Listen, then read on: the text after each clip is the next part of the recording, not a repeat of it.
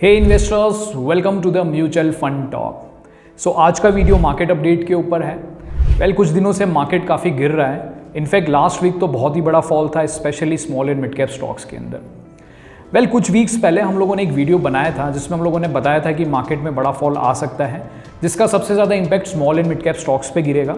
और इसी के साथ में हम लोगों ने ये भी बताया था कि अपनी इन्वेस्टिंग स्ट्रैटेजी को किस तरह से चेंज करें ताकि आप अपने इन्वेस्टमेंट को सेव कर पाए और अच्छी वेल्थ क्रिएट कर पाए। खैर, आज का वीडियो एक कंप्लीट एनालिसिस वीडियो है जहां पे हम देखेंगे कि मार्केट किस वजह से गिर रहा है और क्या ये फॉल मार्केट के अंदर एक नई अपॉर्चुनिटी लेके आएगा या फिर यहाँ से बहुत बड़ा क्रैश हो सकता है। सबसे पहले हमें ये समझना पड़ेगा कि इकोनॉमी और मार्केट का रिलेशन कैसा होता है।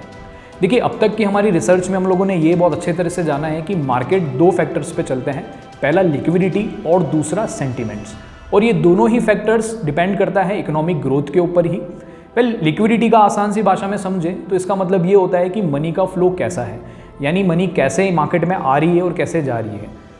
फॉर एग्जाम्पल FIIs, DIIs और रेगुलर इन्वेस्टर्स मार्केट के अंदर पैसा किस तरह से लगा रहे हैं और कैसे निकाल रहे हैं। सेंटिमेंट्स का इजीली मतलब है इन्वेस्टर्स का एटीट्यूड, यानी उनका एटीट्यूड इकोनॉमी की ग्रोथ और वैल्यूएशंस पर कैसा है।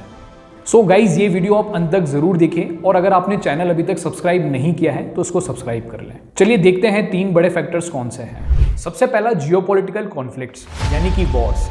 रशिया और यूक्रेन वॉर तो पहले से चल ही रहा था और अब नेक्स्ट मिडिल ईस्ट यानी इजराइल हमास वॉर भी स्टार्ट हो गया है। दूसरा, अमेरिका की डेट प्रॉब्लम्स और तीसरा, चाइना इकोनॉमी का इम्बैलेंसेस। सबसे पहले वॉर्स की बात करते हैं।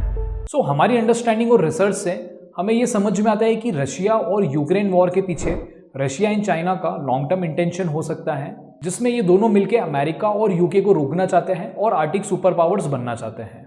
आर्टिक सुपर पावर्स का मतलब है वहां के रिसोर्सेज को कंट्रोल करना और एक्सपोर्ट कॉरिडोर सेट करना ताकि पूरे वर्ल्ड पर कंट्रोल ला सके। इजराइल हमास हमें एक रीजनल वॉर ही नजर आता है जिसमें USA एंड इजराइल अपना मिडिल ईस्ट में अच्छा खासा कंट्रोल चाहते हैं। हम पॉलिटिकल एक्सपर्ट्स नहीं हैं तो इस पर बहुत ज़्यादा बात नहीं करेंगे। हमें यह जानने की कोशिश करनी चाहिए कि इसका इंडिया पर और शेयर मार्केट पे कैसा इंपैक्ट पड़ेगा।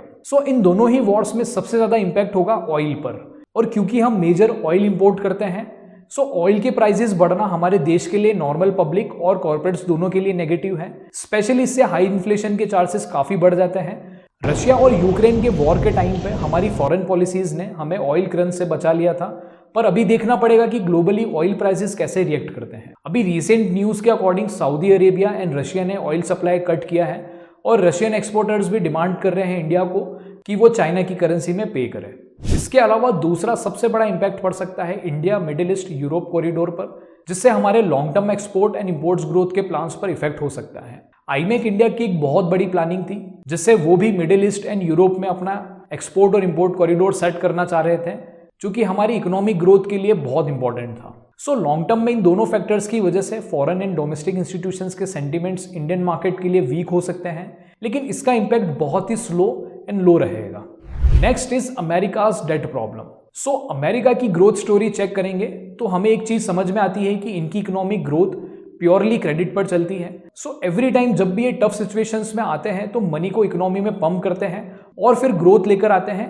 इसको टेक्निकली क्वांटिटेटिव ईजिंग भी बोलते हैं। इस बार कोरोना के बाद भी इन्होंने सेम ही स्ट्रेटेजी यूज करी, लेकिन इस बार इतनी एक्सपेक्टेड ग्रोथ नहीं मिली और इसकी वजह से दो बड़ी चीजें भी देखने को मिली है। पहले इनका debt to GDP ratio next level पर चला गया है और दूसरा ज्यादा पैसा पंप होने से इन्फ्लेशन भी आउट ऑफ कंट्रोल हो गया था। और ये दोनों ही फैक्टर्स इनकी इकोनॉमी के लिए बहुत डेंजरस है, इसीलिए ये इन्फ्लेशन को कंट्रोल करने के लिए अपनी इंटरेस्ट रेट को बढ़ाए जा रहे हैं, जिसको ये 16 ईयर्स हाई पर लेकर जा चुके हैं।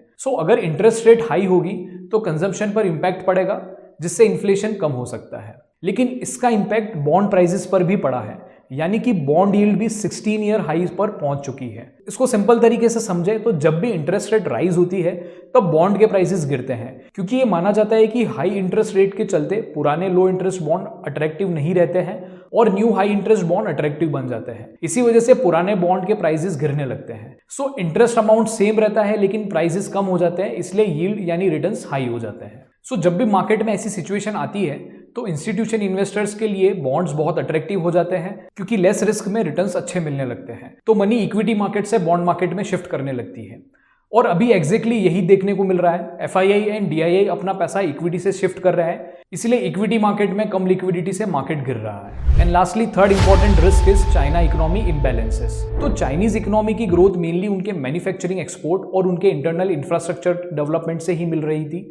कोरोना के बाद जब सप्लाई चेन डिसरप्शन आया तो चाइना +1 जैसे फैक्टर्स कंसिडर होना स्टार्ट हो गए, यानी ग्लोबल कंपनीज अब सिर्फ चाइना की डिपेंडेंसी को छोड़ के दूसरी कंट्रीज को भी प्रेफर करने लगी है। इससे चाइना इकोनॉमी की ग्रोथ डाउन हुई और उनके रियल एस्टेट के प्राइसेस भी टूटने लगे, यानी इन्वेस्टर्स को उनके रियल एस्टेट इन्वेस्टमेंट पर रिटर्न्स नहीं मिल रहे थे और रियल एस्टेट कंपनीज भी डिफॉल्ट करने लगी। ऐसी सिचुएशन से फॉरेन इन्वेस्टर्स चाइना से निकल के इंडिया जैसी इकोनॉमी में अपना पैसा शिफ्ट करने लगे हैं, लेकिन चाइना ने फिर से इकोनॉमी ओपन करके वहां स्टिमुलस देना स्टार्ट किया है और रिसेंटली ही उनकी इकोनॉमी के ग्रोथ नंबर्स भी अच्छे आने लगे हैं। चाइना की ग्रोथ रिवाइवल इंडिया के लिए फंडामेंटली नेगेटिव हो सकती है और दूसरा इक्विटी मार्केट में भी वॉलिटिलिटी चेंज हो सकती है। इन केस अगर फॉरेन इन्वेस्टर्स फिर से चाइना पर पॉजिटिव सेंटीमेंट्स डेवलप करते हैं तो इन्वेस्टमेंट चाइना में शिफ्ट कर सकता है, तो ये इंडियन मार्केट्स के लिए नेगेटिव हो सकता है। सो फाइनली जब इन तीनों ग्लोबल फैक्टर्स को कंसिडर करें तो high oil prices, US yield rise and China growth revival India के लिए फंडामेंटली काफी चैलेंजिंग हो सकता है। इससे इंडियन इक्विटी मार्केट के सेंटीमेंट्स पर भी फर्क पड़ेगा और लिक्विडिटी भी कम हो सकती है। लेकिन दूसरी साइड इंडियन इकोनॉमी में गवर्नमेंट की positive growth policies,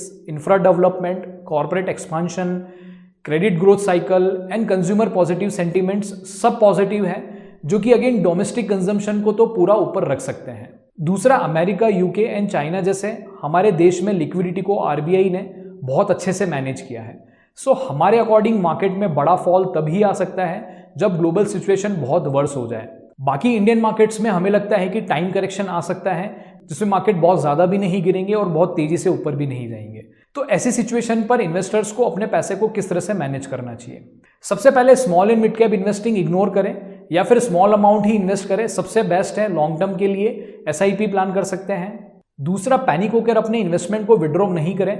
Instead of that, you can shift your money to safe asset classes or categories like debt or hybrid funds. अच्छे रिस्क मैनेजमेंट फंड्स ही प्रेफर करें जिनका पास्ट ट्रैक रिकॉर्ड बहुत अच्छा रहा हो। Lastly, अपना risk tolerance level और patience level बढ़ा लें। ओके, तो ये था इस मंथ का मार्केट अपडेट। आपके कोई भी सवाल है तो आप हमें कमेंट करके पूछ सकते हैं। मिलते हैं जल्दी नेक्स्ट वीडियो में। धन्यवाद।